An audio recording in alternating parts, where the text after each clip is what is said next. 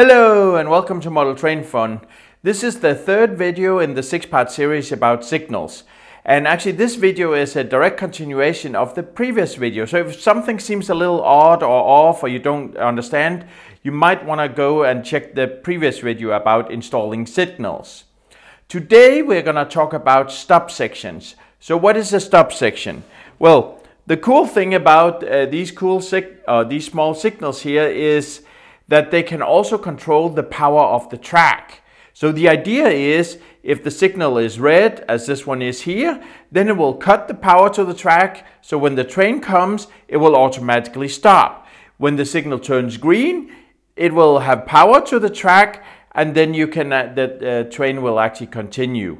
So that's the stop section. I will also call that the dead section in the video itself. I will be making the stop section with two signals. The first one here is the semaphore signal here, which is 70394. I have here as an example, but it will also work for the 70393 and the 70413 and 70414. Right, so all the modern signals with MFX decoders. All right.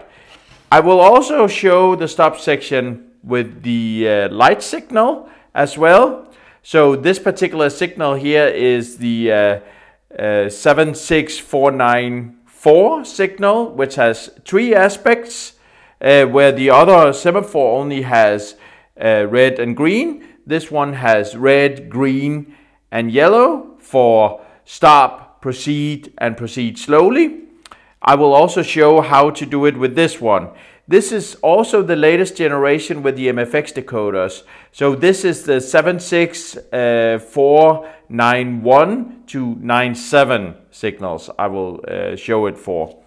However, for the generation just before, so actually the same signals but without MFX, you can use exactly the same tutorial as here. For the home signals, that will be the 70391, 70392, and then the 70411 and 412.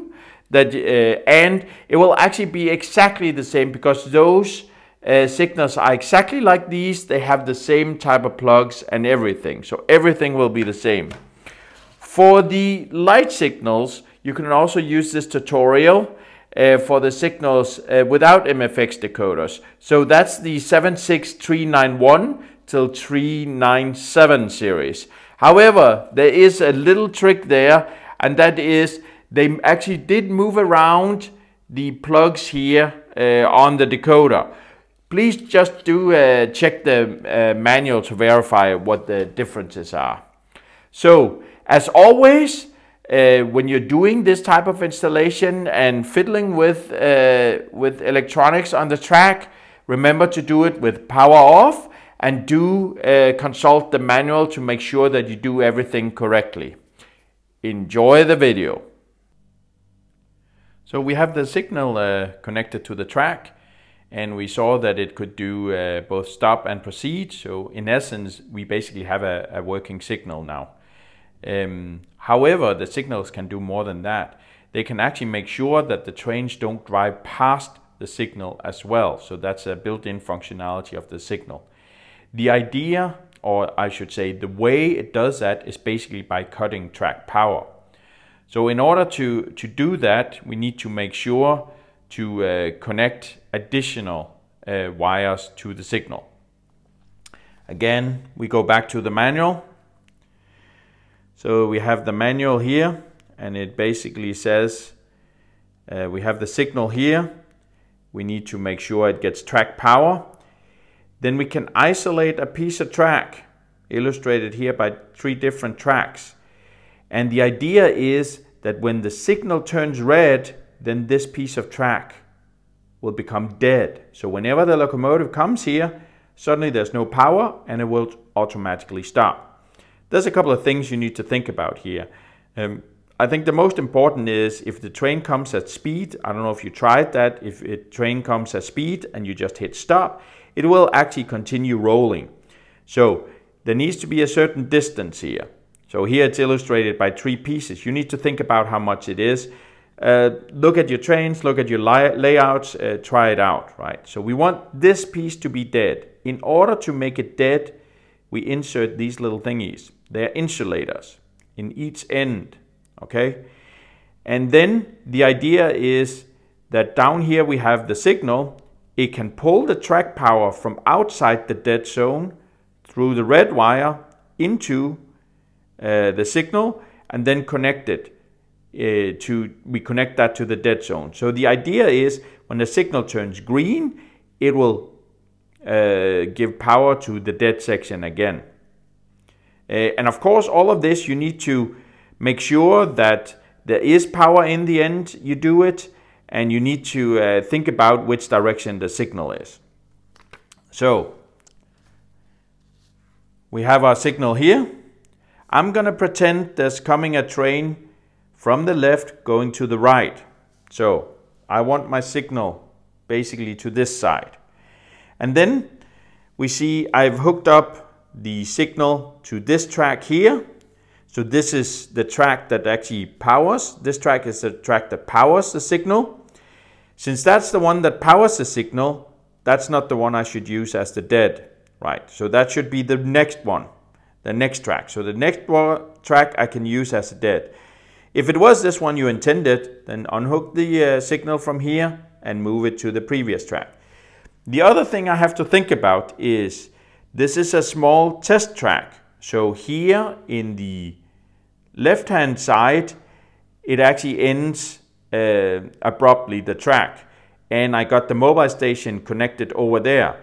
So if I have a dead track here, that means there'll be no power over here. So there's no need to put wires on that side of the dead track. But I need to put all wires that require power on the other side of the track. So always think about, how do you want the signal? Where's the train coming from? In this case, left to right. And how do we power everything? And one thing just occurred to me. In order for the train actually to approach the signal, I need power on this side too. So I'll have to power over here as well. So what I will do is I will connect, this is the track we have for the signal. So that's here. The next track here, which is the one we want as a dead track, I need to make sure it's dead, and then I need to make sure there's power on this track over here. You see, that's only one track. So I actually probably need to make a full circle just to be sure. All right. So we take this one here first. Now, actually, we want to look at the manual again because we forgot to, or I forgot to look at which plug does what. All right. So again, we look here at the signal. I got 3 plugs. I look at here the signal. So you see the plug where we have the power, which is basically the bottom one here. We already mounted that. The other one we need to mount is the middle one, and the third one we do not need. Okay, so we have here 3 plugs. I need to find the right wire. They suggest the red, so we use this wire, which is handy because it already comes with some little sliders so I can connect it to the track. All right. And I seem to be good at making knots on these wires. All right. So I got these 2 wires. Again, this little one has a groove. So we need to put it in. It's a 3 plug that needs to go into the middle. So here we have it. And it looks like the grooves in this one are at the bottom. I need to align this one so it fits. I gently push it in. I got the red wire connected. Okay. One more peek at the manual, just to be sure everything is right. The red wires, where do they go? Do they go on the 0 or the B? It actually doesn't say here, but it goes on the B. It's a red wire. Remember, red wires always go on the B. Brown wires always go on the 0. So it goes on the red. If we take the track here. So this is the one we want as dead track. We need to connect one of the red wires, as I understand it, doesn't matter which one, to the red on the dead track. Okay, we check again. We have B over here and 0 there. The one that's short is actually always B, so I put that in. Okay, oops.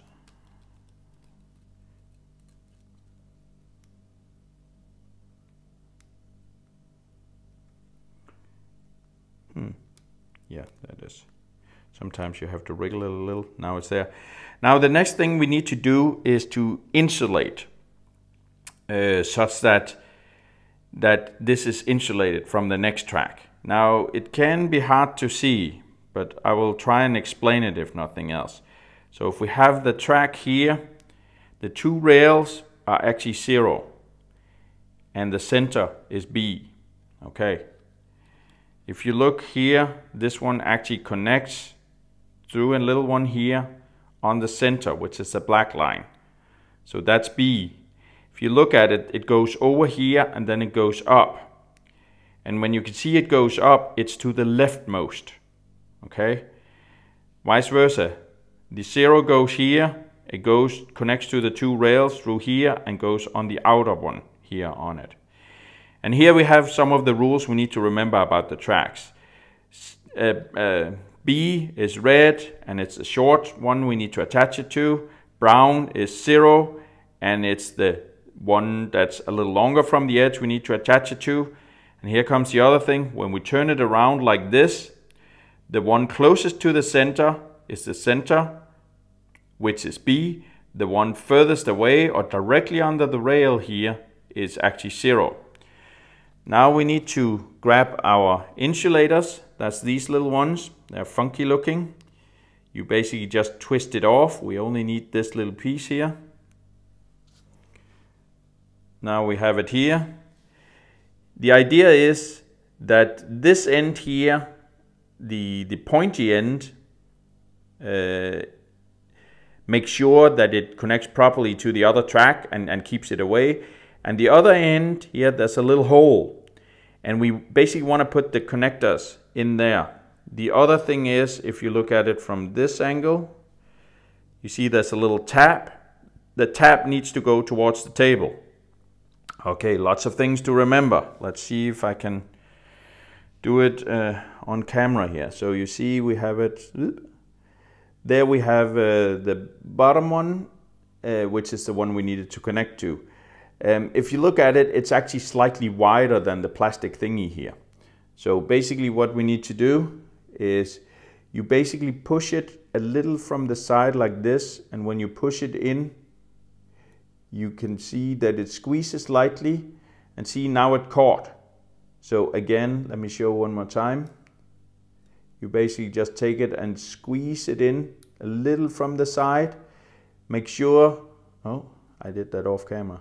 Yeah, that's typical. Try it again here. You squeeze it a little in, a little from the side, and then it actually goes nicely on. Okay, you'll have to try this a couple of times. Push it in, okay, and now you see it's here. So the trick actually is when you have another track, you see it goes here. It actually connects on that side over here, right? So it connects here. And then it prevents it from catching on the other side on these ones, right? So that actually means when we do that, the B on this side will never connect to B on the other side. However, if you see, the tracks are symmetrical, so there's one here as well. So we actually need two insulations because there's a B here, which could connect to the other side and actually go to the wire. But we want a dead section, so we need to actually make sure it has insulators on both sides. So I'm going to connect it here to the track that we know is powered and the signal is on. So I'm basically going to do it one more time. We take these ones here, we twist them off. We have this one here. I'm going to try at a slightly different angle. The outer one is rail, the inner one is the B and the center. Okay, I do this. Cool. And now you basically see that I have one on both ends. I gently align them. And then the idea with the two here that they are a little pointy is that now it should guide it in. You have to be careful here. So basically align them and then you push them together. And now we got a insulation between this track over here and this track over here. So here's the track joining. And this way, this track becomes dead. Of course, I need to remember to do it in the other end as well. Okay. And that's why we got two more of these. So I need to make sure this one is here. We need to mount it at this end as well, the other end of the dead track. Oh, I'm just going to do it here. Gently press it on. It's on, yippee.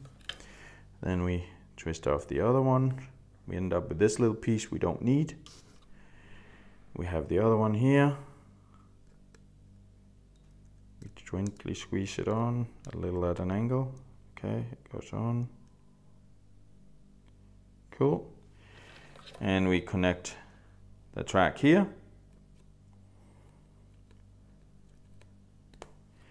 Okay, I don't know if you can see it on camera, but here's the track join, here's the track join. I insulate it over here, I insulate it over here, so now this is a dead track, right? I have this wire that's supposed to give it power when it goes green. I'm still missing the other red. I need to put that somewhere. So I want to put that over here on this track. So again, this is the dead track. I want to put it over here on this track that has power. I'm just going to flip it over, and over here again I connect it to B here. It slid on nicely. And if we just review, so from the signal, which is here, I have the leftmost connector here where red and brown are connected to. I go that to where there's track power, not in my dead zone. Brown on 0, red on B. Then I have another wire I plug in here, and that's the one in the center here. You see there's nobody in the left, but in the center with two red wires. The two red wires, I put one red wire. This time I actually put it on the same track as I'm getting power from. So I'm putting that on B. I put the other one here, red, inside my dead zone. How does my dead zone look? Well, that's this track from here to here. It's insulated on the B, which is the center connector, so to speak, or those that are closest to the center, away from the rail. And I did that in both ends. So basically now I got from here to here a dead track, and over here I got a power track. Let's try it. Now let's see if we succeeded in installing it right. So I'm marked here with two plastic pieces next to the track where the dead track is. So it's basically from this plastic piece over here to this plastic piece here. So that's the dead track. We have the signal next to it. We look at the signal. It is red. You also see there's red in the LED. So I put that down, and now I try and run my train. I'm trying to do it at a moderate speed. Oh, that was the wrong way. We'll go the other way. So I'll go with a moderate speed here. And as you can see, as soon as the locomotive actually hits the spot where the dead track is, it will stop. However, you also noticed, see, the dead track starts here and ends there. So it actually made quite a piece of distance inside the dead track, because as you saw, it actually does a rolling stop. It doesn't break immediately. Now here's a couple of things you need to be aware of. Well, first of all, kind of looks a little silly that it made it past the signal. So you probably want to mount the signal so the train driver still can see it. So you have to test how far will your trains normally drive past it. Okay, to make sure to position the signal right. Now let's set the signal back to, we have the mobile station here, so I'm going to set it back to green again. So this was address 4, and then see if it actually continues driving. So I'm going to do that now. I set it for green now. The semaphore changed and the locomotive continues. Right. Okay, let me just drive the locomotive back. But I'm going to do something you need to think about here. Okay, because it actually, what you also need to think about is when you have a Märklin locomotive, it's the slider that determines when it hits the dead track, right? So right now I had the slider in front, which basically means as soon as you hit the dead track, it'll be it. If you go the other way, then you see here's no slider. So the locomotive will drive all the way till it hits this dead track, and then it's not till here it starts braking. So then it will actually make it much further over here. Typically though, whenever you are driving around with trains, you should always think about having the slider in the front. That's also why some of the other models that go both or more made for both directions, like the ICE 3 or something like that, actually has sliders in both ends, such that it actually will stop at a signal. So there's many things to think about here. Now let's look at the light signal. Basically, if we wanted to make locomotive stop, we do exactly the same as we did for the semaphore. The wiring is just a little different. We grab the manual and then we go and find the diagrams again. We have it here. We need to make sure we got the white square in the lower left corner. And then we have already connected the upper left to track power. Now we need to connect the lower left, and it's the 2 red wires. Again, there's a dead section of track here. We insulate it with the small red tabs, and then we make sure one red wire goes inside the dead section and the other one goes outside the dead section. And do again remember, no power at all. So we try this. I want this to be the dead section, so let me disconnect this. Okay, so this is the dead track we want. I found myself a red wire in here as well, so I'm gonna unwind this one.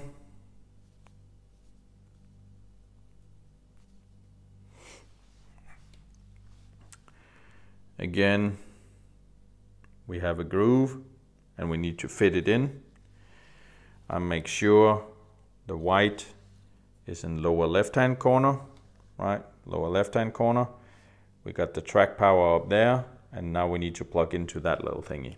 All right, we plug into that little thingy.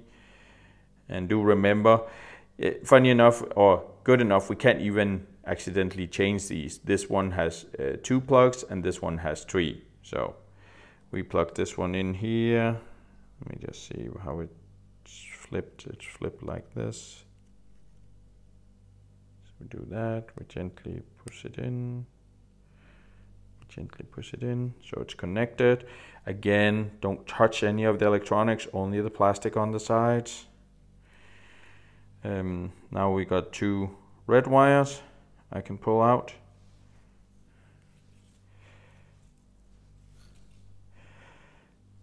One red wire goes to the dead and the other one goes to where we have power. So here's the dead section. I connected to the B. I connect it here. That's the dead section. I have the other one that goes to the section with power on. I'm gonna mount it same place as where the signal has power. I mount it on the B. That's the short one. Okay. Now I need my insulators. It's in the little bag here, and my scissors disappear, so I need to find those. 1 second. Here we got scissors. So we gently open the bag. All kinds of goodies inside. again, I take my insulators. I need to insulate both on the previous track and on the dead track. So you see there's already one here on that track. So the dead section here, I need to insulate. I go here. I insulate the inner one instead of the outer. Okay, because that's the B for barnstorm. And now I'm not having any success. There it is. Okay. Sometimes it's not happy to fit. Okay. And then we have one for the other end. Okay.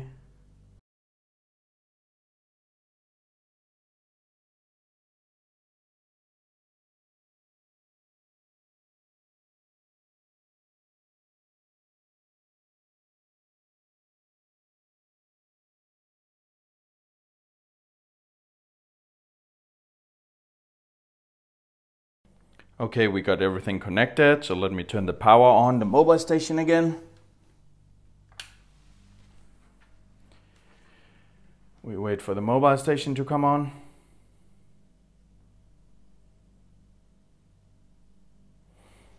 Cool. We go out of stop mode. Let's look at the signal. So we basically have the signal here, and you can see, let me just pull all the wiring up. You can see it's red. Excellent. So now when we run our locomotive, it should basically stop. So let us do that.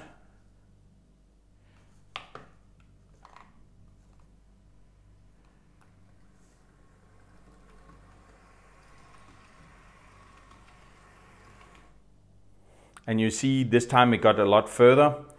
I didn't mark as nicely before where the track ends and where it starts, but basically this is where the dead track starts, so that's right here. And over here, this is basically where it ends. That's right there. So let me just remove some of these pieces. So you can see this time it actually made it a lot further in. And why is that? Well, that's because this time I turned the locomotive around, so now the slider's in this end. So basically you see that the slider basically barely made it past this time. I didn't run as fast as before. However, the end of the train is much further. So again, this is something you need to think about, right?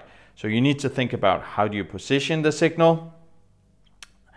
Where's my slider on the locomotives? How long do I need this section to be? Because you can see it actually makes it quite far. It's not dangerous though here that it's inside the next track because it cannot pick up power there. It can only pick up power here. Now, there's another thing you need to think about. So if I take my other signal here again, so I have it here on the two tracks. Now imagine I have that over here to the left, right? So if I have this over to the left, then I need to make sure if the section here at the signal turns dead, of course there will come no power basically from left to right on this one. And that means when we go further down the track, there'll be no power on this side, right? So it's not a problem for this signal because it's getting power over from that side of the track. However, this signal is connected to this track here, which is actually going to sit here on the wrong side of the dead section. So what is very, very important is wherever you need the signals to have power, wherever you need to have power in between the dead sections, such that the locomotive, when it has passed the signal, it was green, right? It passes the signal, it will turn red again for the next train, but this train still needs to drive, right, or to run. So you need to make sure that the stretches in between the signals also have power. This is also something you need to think about. So you need extra wiring to make sure that everything has power. I'm gonna move this signal away. You see this one is red. I'm gonna go on my mobile station. I'm gonna hit the accessories. This was 4 and 5. no, sorry, 5 and 6. You already saw with the other signal, if I just change it to green, it will drive. However, the thing is, when you have a multi-aspect signal like this one, so remember this has stop, proceed, and proceed slowly. You need power both when it's proceed and proceed slowly, which is green and yellow. So in both those cases, it should drive. So I could here on the left-hand side turn address 5 on green, and then we'll run. But I can also make sure to send a signal here on the address 6, right? And even though it already says green, I still need to trigger it here to change. So I'm going to click this button here, and then we'll see the signal. Let me see if I can get everything in there. You will see the signal actually go yellow, and then you will see the locomotive drive. So I'm clicking now. And you see, it actually drives. Nice. One thing you might have noticed is, did you hear a little click? So I have done a mistake in my addressing. I just discovered right now that I have a turnout elsewhere on the layout that also has address 6. So not very smart. I need to divide those addresses. And again, this is because I forgot. I'm setting the signal for address 5. However, it also takes up address 6, so I forgot to verify that address 6 is available, and it was not. So I should go back and reprogram my signal. Yes, that's a lot of things you need to think about when using the stop section or the dead section with the signal. It's a really, really cool feature. However, you need to think about how long is the stop section. You need to make sure that your train actually stops in the stop section. You need to make sure that the signal is placed correctly, so it looks like the train actually stops in front of the signal and not past the signal. You need to think about that you should always have the slider in front of your locomotive, such that it will accurately match all the locomotives you have, and they will hit the stop section about the same time, so they will stop about the same time, so it will look natural.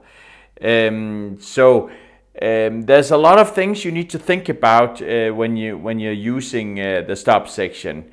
And there's a lot of trial and error in this. So what I do suggest is that you set it up on your layout temporarily and run it with different trains and so on, and check it out and see if it works. Perhaps run it over a month or so before you fix it all actually to your layout. In that way you can actually make sure that it works exactly as you like it. The other thing you can think about is I illustrated here where it's kind of used for trains coming and then stopping. You can also use it for kind of preventing the train to go further, right? So instead of having the track section in front of the signal, if you have it at the signal or after the signal, it's kind of more like, okay, I'm manually driving my trains and oh, I forgot, I couldn't see that signal. Then when it's red, the signal will actually ensure that it stops, right? So, and if it ensures that it stops, then you will prevent actually the train from running into other trains or other blocks and prevent an accident in that way. That could also help you if, for example, you have a layout that you build for children, and or you just want to make sure your layout is a little more child-proof, right? However, there still needs to be somebody to turn the signals on and off. The other thing you have to think about here is the stop section actually cuts the power, so it becomes a dead section when the signal is red. So when it cuts the power, it also means when your locomotive is arriving, if it has light on, if it has sound on, that actually does mean that it will turn off the light and the sound will stop when it hits the section, right? If you're using it more as a safety, then it will be natural because you will stop before manually, and then it's just basically if you pass it, there will be a problem, which you're not supposed to anyways, because that would be an emergency situation. Finally, if you're making a fully automated layout, you would not use the stop section. There's other techniques for that.